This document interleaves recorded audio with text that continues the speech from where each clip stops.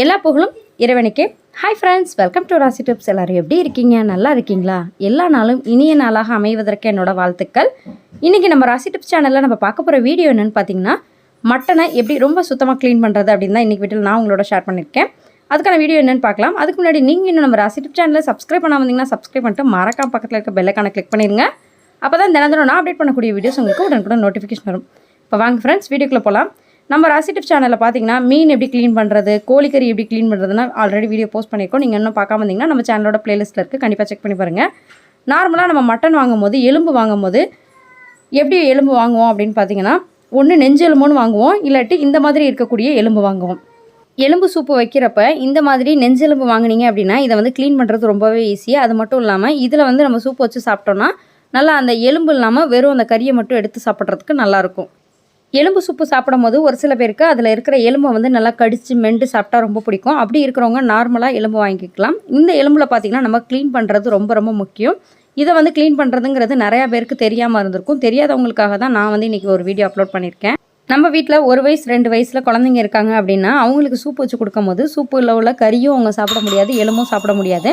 அப்படி இருக்கிறவங்களுக்கு இந்த மாதிரி நல்ல எலும்பு வாங்கினீங்க அப்படின்னா அது உள்ளே இருக்கிற அந்த சதையை வந்து குழந்தைங்களுக்கு கொடுக்கலாம். அது மாவு மாதிரி இருக்கிறதுனால சாப்பிட்றதுக்கு ரொம்பவே ஈஸியாக இருக்கும்.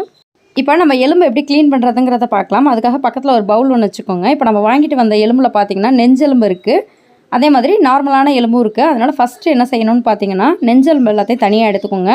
இதில் வந்து நம்ம க்ளீன் பண்ணுறதுக்கு எதுவும் இருக்காது, இதை நம்ம சும்மாவே வாஷ் பண்ணிட்டா போதும். இப்போ இந்த நெஞ்செலும்பு எல்லாத்தையுமே வேறு ஒரு பவுலுக்கு மாற்றிட்டோம். இப்போ பார்த்திங்கன்னா நம்ம வச்சுருக்க அந்த எலும்பு கறி அதிலலாம் என்ன ஆகும்னு பார்த்தீங்கன்னா இந்த மாதிரி குட்டி குட்டியாக ஒயிட் கலரில் பிளாக் கலரில் அந்த ஆட்டோட கலர்லன்னு சொல்லுவாங்க அது இருக்கும். அதை வந்து நம்ம சாப்பிடக்கூடாது. அது மட்டும் இல்லாமல் இந்த மாதிரி ஒயிட் கலர்லையும் கொழுப்பு மாதிரி இருக்கும், அது பார்த்திங்கன்னா ஒரு டியூப் மாதிரி இருக்கும், அதுவுமே நம்ம சாப்பிடக்கூடாது. அதெல்லாம் வேஸ்ட்டில் தான் போட்டுடணும். இதெல்லாம் நம்ம வந்து ஒவ்வொரு கறி துண்டுகளாக எடுத்து செக் பண்ணணும். நீங்கள் கறி வாங்கினாலும் சரி எலும்பு வாங்கினாலும் சரி பார்க்கணும். இப்போ நம்ம எடுத்துருக்க அந்த எலும்பில் பார்த்திங்கன்னா வெள்ளை கலரில் இப்படி நம்ம பேஸ்ட்டு பிதுக்குனா எப்படி இருக்கும் அந்த மாதிரி ஒயிட் கலரில் டியூப் மாதிரி இருக்கும். இதை வந்து நம்ம சாப்பிடக்கூடாது. இதை வந்து நீங்கள் கையிலே எடுக்கலாம். ஆனால் கையில் எடுக்கும் போது என்னாகும்னு பார்த்திங்கன்னா அது வந்து ஒரு மாதிரி நசிஞ்ச மாதிரி ஆயிரும். ஆனால் அப்படி இருந்தாலுமே இப்படி எடுத்துருங்க. இது வந்து நமக்கு வேஸ்ட்டு, இதை வந்து நம்ம சமைக்கக்கூடாது. மெயினாக நம்ம வாங்குகிற அந்த கறி எலும்பில் இது இருக்கிறத நம்ம கண்டிப்பாக எடுத்துடணும்.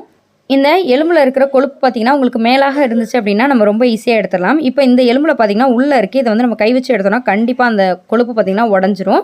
இதை வந்து ரொம்ப ஈஸியாக எடுக்கிறதுக்காக நம்ம என்ன பண்ணலான்னு பார்த்திங்கன்னா ஃபோக் ஸ்பூன் எடுத்துக்கோங்க. இந்த ஃபோக் ஸ்பூனோட 4 நீடில் இருக்குது பார்த்திங்களா, அதை வந்து ஒரு இதை மட்டும் உள்ளே விட்டு நீங்கள் இழுத்துட்டிங்க அப்படின்னா அந்த கொழுப்பு ரொம்ப ஈஸியாக வெளியில் வந்துடும், அந்த நசுங்குப்படாமல் இருக்கும்.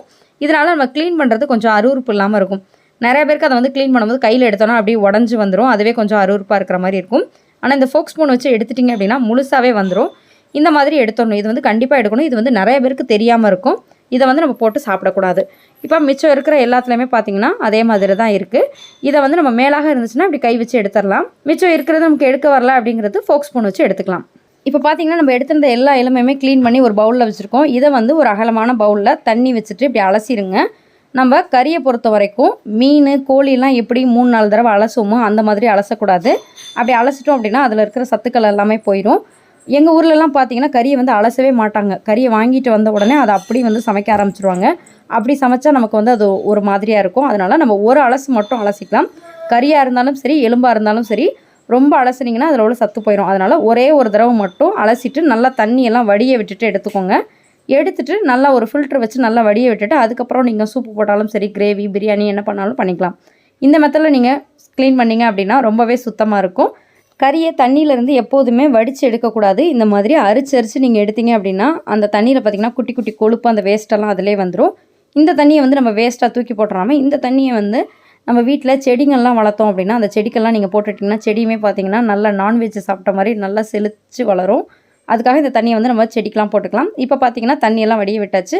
நம்ம சமைக்கும் போது இந்த கறியை வந்து அப்படியே வந்து பாத்திரத்தில் சேர்த்துட்டோம் அப்படின்னா அடியில் பார்த்திங்கன்னா நிறையா தண்ணி வந்து இருக்கும். அதை நம்ம சேர்க்கும் போது தான் கவுச்சி ஸ்மெல் அடிக்கும். அந்த மாதிரி அடிக்காமல் இருக்கிறதுக்கு இந்த கறி எலும்பு எதுவாக இருந்தாலும் மேலாக இருக்கிறத மட்டும் எடுத்திங்கன்னா அடியில் இருக்கிற தண்ணி இருக்கும், அதை வந்து நமக்கு சேர்க்கக்கூடாது. இந்த மாதிரி பண்ணிங்கன்னா கண்டிப்பாக உங்களுக்கு எலும்பு கறி வந்து கவுச்சி ஸ்மெல் அடிக்காமல் இருக்கும். இந்த வீடியோ பிடிச்சிச்சுன்னா வீடியோ லைக் பண்ணிட்டு உங்கள் ஃப்ரெண்ட்ஸ் ஃபேமிலியோட ஷேர் பண்ணிக்கோங்க. தேங்க்யூ ஃபார் வாட்சிங். Thank you friends.